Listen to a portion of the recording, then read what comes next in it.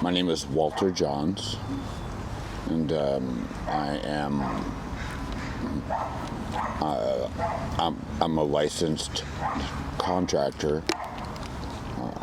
Actually, basically, with the help of Swift Haven, they help pay for my license and what have you. But how I ended up here is sometimes people make mistakes, and my mistake was watching a Seahawks football game and then having 3 beers, and it's during the game. So but then my friend who was with me was broke, and he was really, really hungry, and so I was like, okay, well, I'll drive us to go get some hamburgers and some French fries and a milkshake, and didn't even get pulled over. It was just the girl that was working at the drive-up burger place that we were at.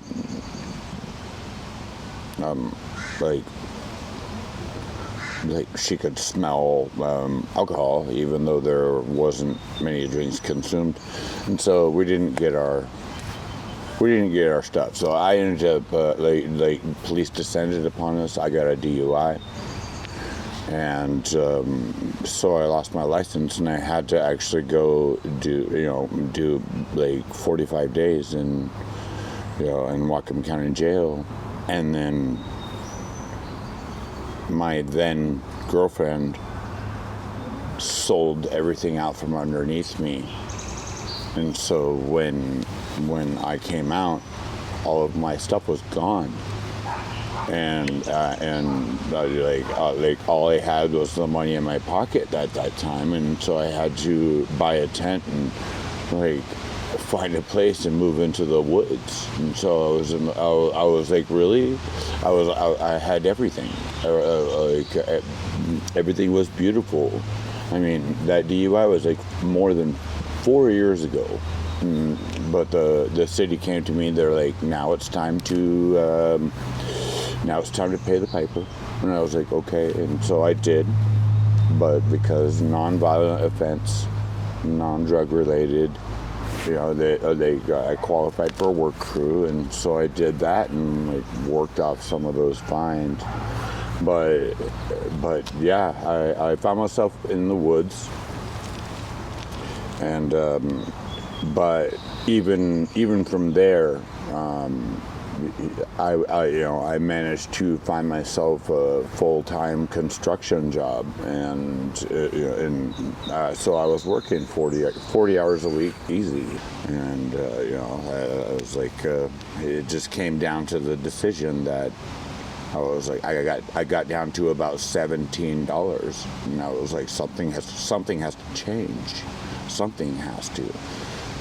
And so I figured it out. I was like, I'm going to maintain a job, and I'm going to earn money, and I'm going to come up. And so that's what I did. But but then the city ended up putting a sticker on my tent, and they're like, you have to be gone. And it was a 3-week process, but COVID hit. And so it should have taken 1 week for me to get in here, but COVID made everything complicated, and so it took 3 weeks. But once they put the sticker on my tent, then Swift Haven, I called Tina. She is the mayor at Unity. I called her distraught, and she said, "Don't worry. We know the people that whom are doing the sweeps, and we'll let them know that you're affiliated with us, and that you're already in the process of coming in, to Unity at the time." But it was a pretty disturbing process, but I'm a worker. I'm a worker through and through. I get up, I pick it up, I put it down, and I put it together. This place has helped me tremendously, and since I've been here, I've been doing a pretty tremendous amount of construction work here. As for the city has, they put no less than 58 stipulations on this community remaining. Now, Doug has handled all the legalities and everything that involves computers. That was at least half the work, and then the other half of the work has been construction. Making these tents fire resistant, building an outdoor cooking facility, building handicap ramps, and building people awnings. And so I've been building awnings all over the place and building people's decks, and well, I've been in the construction industry for about 22, maybe 23 years, and so I know the logistics about how to pull off these jobs from beginning to end, and it takes like a whole day to put together a materials list after measuring everything out, and then acquiring the materials, getting them here, getting them stowed, and that's before a job even starts. But I've been working here, and I've been handling the construction aspect with the help of a couple other fine individuals, and so it's working out.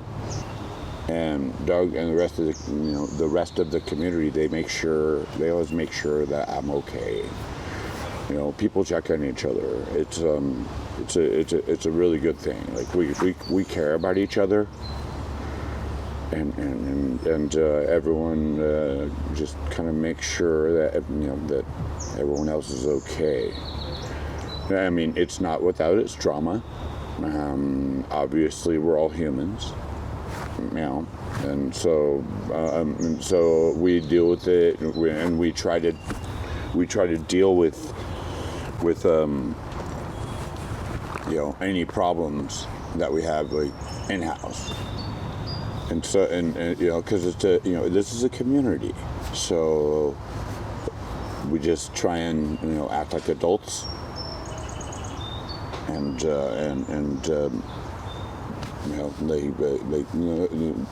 are no children here. I mean, come on. So we've been pretty successful in handling in-house problems, and so how does that compare with other places that you've experienced? You mentioned living in a tent. Anywhere else that? Living in a tent was an interesting thing, because every time I would go to work, I would work a full day, and then I would have to stop at the community, that food co-op, because they were really sympathetic, and they would allow me to charge my devices, because I have a speaker, I have headphones, I have my phone. And I looked all over in the woods. I couldn't find an outlet anywhere. I'm kidding about that. It just sucked coming back to the tent every day and wondering if all of my stuff was there. Or every time I came home after charging my things, I would walk up to the trailhead, but I had my camouflage tent. I was like, even I couldn't see it. I was like, oh no. I was like, is my little home still there? And I just got really lucky. I was very fortunate in the location that I picked, because nobody messed with my stuff out there until the city was investigating all of the trailheads, and and stickered my tent. And they're like, you have 24 hours to get out of here, or we're just gonna throw away everything that you own. But that's